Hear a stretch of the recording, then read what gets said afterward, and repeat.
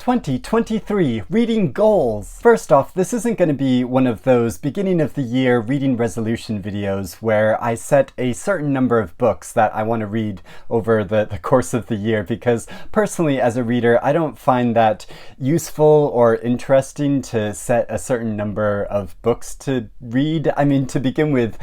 there are books obviously of varying page lengths, so if I chose to read several books that are 800 pages long each, and that means I could have read dozens of much shorter books in that amount of time, does that mean I fail as a reader more? No, that doesn't make any sense. So instead of setting specific reading resolutions in this video, I'm gonna talk through a number of reading goals that I have in a few different sections. So first off, I'm gonna talk about reading mindfulness, which I know sounds a bit pretentious, hippy-dippy, but I'll explain what I mean. Then I'll talk about some more specific reading goals of things I actually want to read this year, and then I want to talk about my channel plans in general of the kinds of videos I make on this channel. To start with reading mindfulness, now what I mean by that is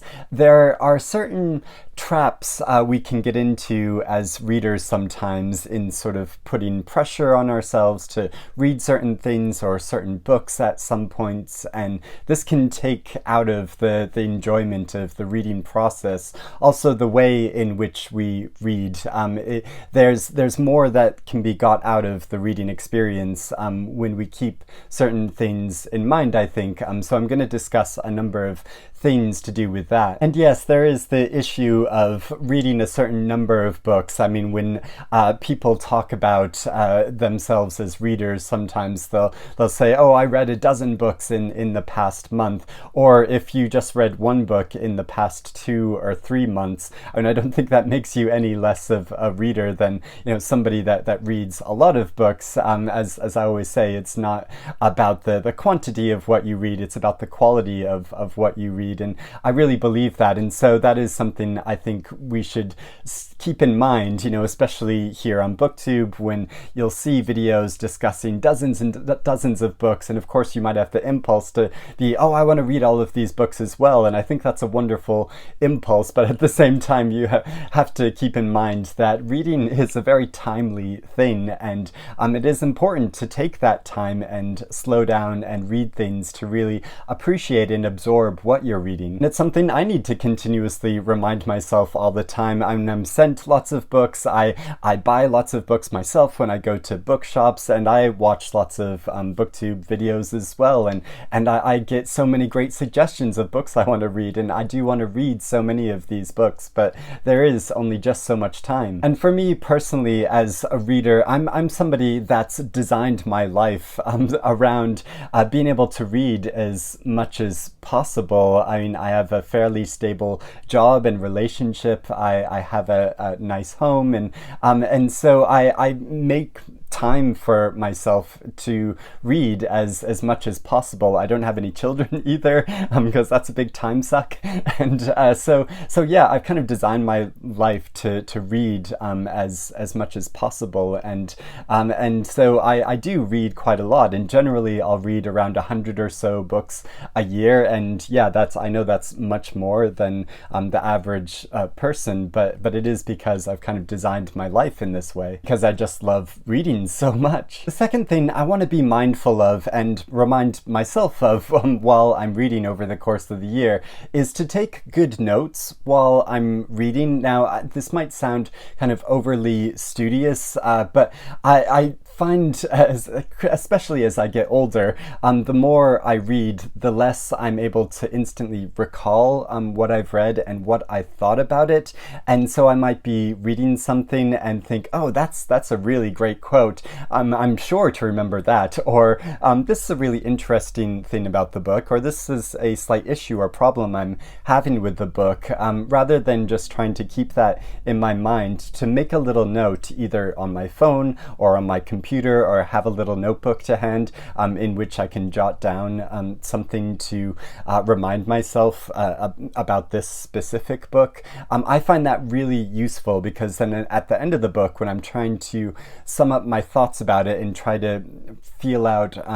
what I think about this book, then I can go back to these notes, and through these points I can kind of piece together a larger opinion of whether I just thought a book was good or bad. And of course this is something that you don't have to do in order to enjoy the book, and I know it can almost disrupt the process of reading sometimes when you say to yourself, oh, I'm going to stop and I'm going to note this thing down. I totally get that when you're reading something that you're really enjoying, in particular, that it can be almost disruptive to stop and do this, but it is really useful in the long run, because like I said, even if you're reading and you think, oh, I'm sure to remember this part, it might just drift away once you get towards the end of the book. Next on reading mindfulness, which almost seems like an anti-reading thing, but to DNF books that I'm not enjoying, to put books aside and not feel like I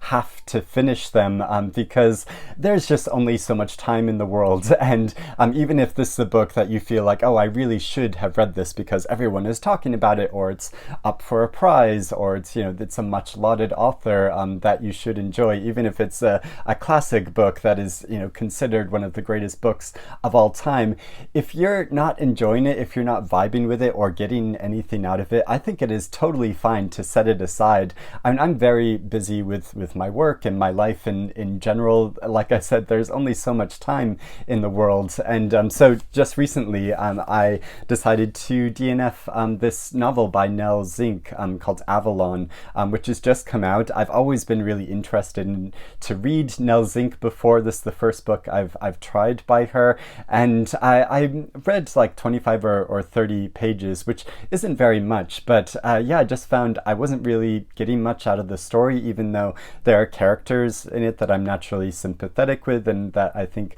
could be interesting, but the way she's writing about it in this very telling, not showing way meant that I'm not really emotionally connecting with it in the way that I normally like to in a book, and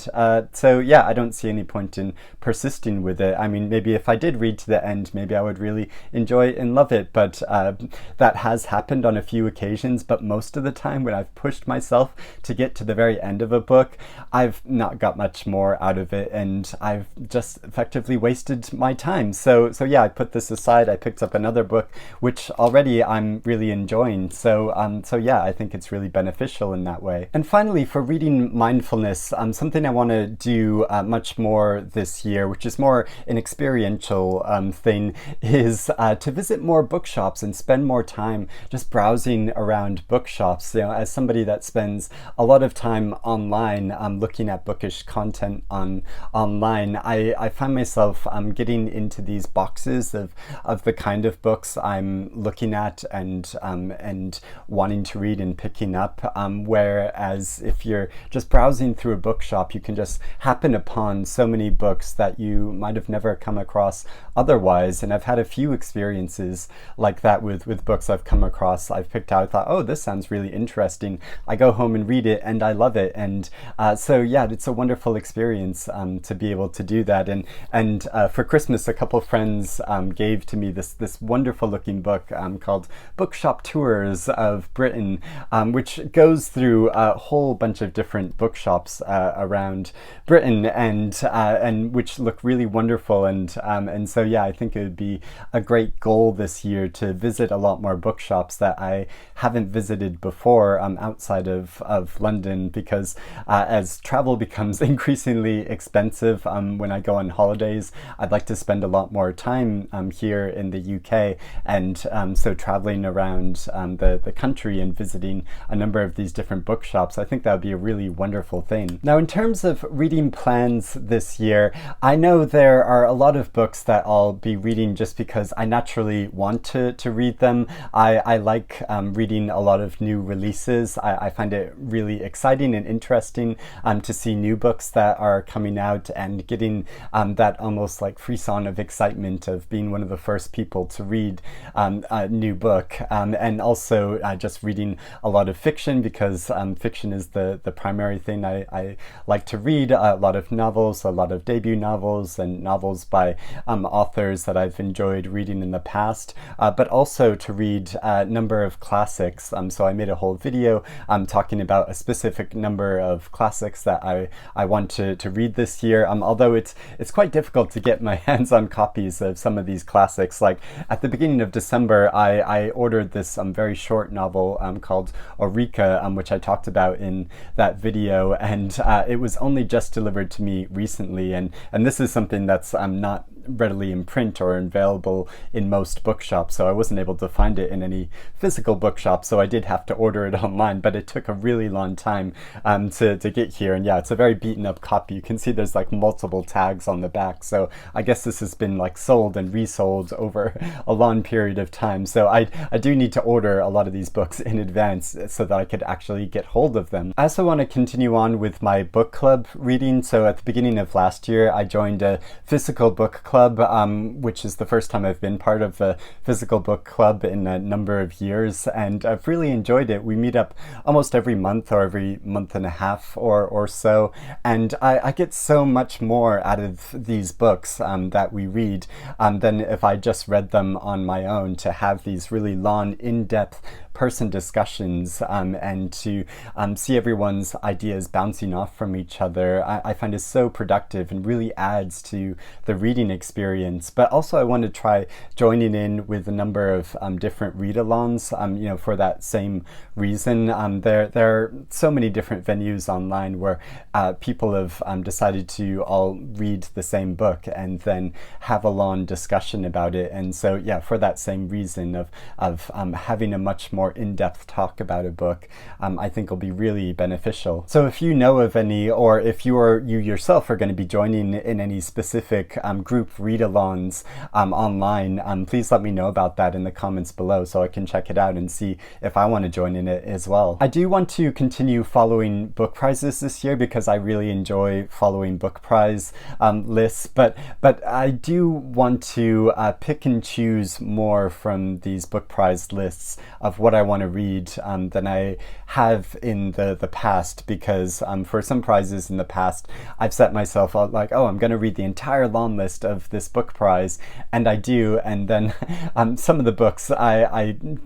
go into not thinking I'm going to enjoy so much, and then I don't enjoy them so much, and then why have I forced myself to read this just because it's on this book prize list? So yeah, I'm going to reserve the right to say like, no, actually I'm not interested in these titles, which is an obvious thing, and I know a lot of people do when following book prize lists, but yeah, I want to like remind myself of this and do it a lot more often, because it's still perfectly valid to have an opinion about a book prize even if you haven't read the entire long list. In terms of specific authors I want to read this year, I do want to read more of Cormac McCarthy, and this is slightly inspired because after Christmas, Waterstones had a sale where a lot of their books were 50% off for a few days, including the 2 recent novels by Cormac McCarthy. And so yeah, I broke down and bought them because yeah, they are really beautiful, aren't they? And I love how the style of them kind of blend into each other. And I know I was slightly making fun of the kind of bro-lit guys that read Cormac McCarthy in the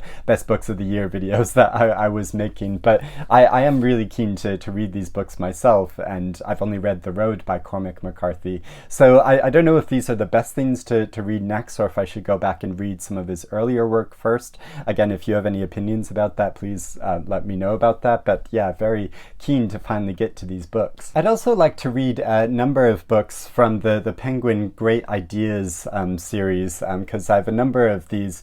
books. They're quite short. I don't want to read them just because they're short, but they're all by classic authors, or they're important political figures that that are kind of texts that I feel like I should be familiar with more, and that I am really interested in getting to. And I specifically want to get to this because one of them is by Audre Lorde,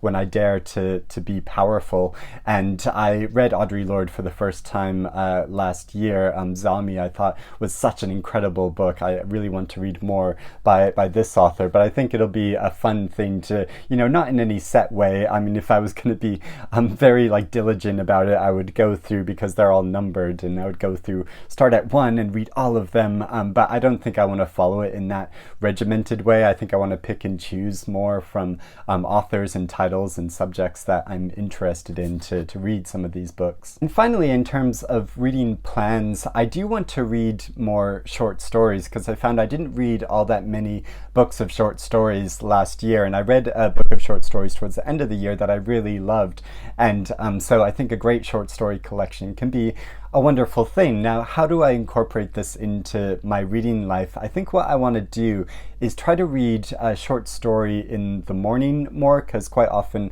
I'll wake up fairly early, and sometimes I can get sucked into looking at things online or social media, that big, huge time suck that we often have. And so instead of spending a half an hour or 45 minutes flipping through online stuff, I could just go and read a short story, and it's a wonderful thing to start off the day with a short story. But also, as I've discussed in the past, I often read to my partner aloud, and to my husband aloud, and so yeah, I want to read more short stories aloud to him, and often we'll do this before bedtime, which again, it's a lovely way to close the day as well. And then finally, there's channel plans that I want to get to this year, or at least think about more often. What direction do I want my channel to go in? How do I want to discuss the books that I've been reading? And I'd really love your feedback about this. If you have any ideas or any specific videos you'd like me to make. Something in general I want to do is make more specific videos about certain books, rather than and doing less general reading wrap-ups, because at the end of the month, for years now, I've always done a reading wrap-up video, and I don't know if that's the best way to talk about the books that I want to discuss, because sometimes I'll read a book at the very beginning of the month, and then I'll just have to wait to the end of the month in order to talk about it more. And I enjoy so much just going, making a video and immediately talking about my thoughts about a book. I might have taken some time to look through my notes and try to organize what I think and feel about this book, but capturing that immediate experience, I think, can be really valuable. And already I've done that a couple of times in January. And so yeah, I want to do that more often, and I'd be really interested to know if you find that more interesting or helpful to watch videos about specific books rather than general reading wrap-ups, because sometimes there are also books in the reading wrap-ups that I'm not as interested to talk about, or I don't have as much to say about. Like in December, I read the book Babel, which a lot of people have been reading and talking about. It's been a big bestseller, and I spent a lot of time reading it because it's quite a long book, but I don't have all that much to say about it, which sounds kind of bad, because there is so much in this book. There are so many ideas, and a lot of thick plotting, and a lot about colonialism and all of the commentary on that. But surprisingly, I find I don't have all that much to say about it, or all that much to add about it. I felt just like it's a kind of fine book. I just don't have all that much to say about it otherwise. So yeah, I wouldn't be as interested in making a whole video about this, or even talking about it much in a reading wrap-up. I'd really be really interested to hear from people if somebody really loved this book, of why they really loved that. I would love to watch a video about that, or if they really hated it, I'd also be interested to watch that. But yeah, me personally, I just don't feel like I have too much to say about this book, and so yeah, I don't want to force myself to talk about books if I'm not all that interested in talking about them. So I think, yeah, making videos about specific books that I've just read, if I feel really passionate about them, you know, positively or negatively, I think that would be a much more interesting thing than doing a big like general video and wrap up about a book. I mean, I do want to still do some wrap ups, and because I do find it interesting sometime, or I do feel compelled to do it sometimes, but yeah, just not so in such a regimented way like every month. I'd also like to do more book discussions while I'm out and about in London, and I don't know if that would take the form of vlogs or making a video specifically about a literary part of London, because I feel so lucky to live in this wonderful city which has this rich literary history. I think it would be fun and yeah, and interesting to make more videos actually showing parts of London and going about London. Now, these videos are more difficult to make and more technical because you have to film lots of things. It involves a lot more editing and like planning and thinking about it, and yeah, and how I'm going to organize and present it. But there's a number of creators I follow that do really great reading vlogs, and I don't know if I can do as good a job as them, but I would like to incorporate being more out and about in the city a bit more. So yeah, if you have any ideas about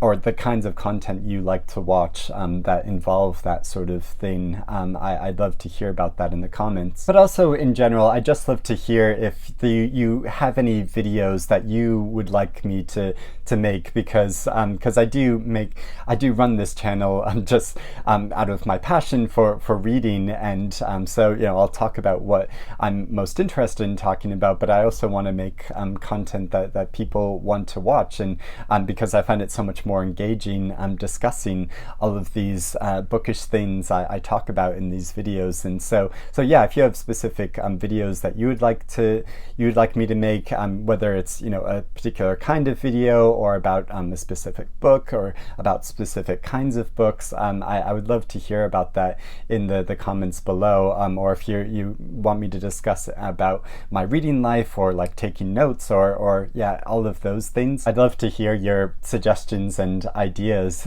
but in general, yeah, I'm really looking forward to this reading year. There are so many books that I'm really excited to get to. I'm looking forward to more prize lists and seeing what's nominated and what might be considered some of the greatest books this year, and what are some of your favorite things that you've read so far this year, or that you're looking forward to. Please let me know about that, and so we can have more of a discussion about what we're reading. But yeah, I'm just looking forward to communicating with more readers, and because yeah, this adds so much to the reading experience, to bounce ideas off from each other and our different individual reactions to books. I mean, I can get such a different perspective on what I've read than if I was just reading it all alone in my solitary. But I hope you're doing well and reading good things, and I'll speak to you again soon. Bye bye.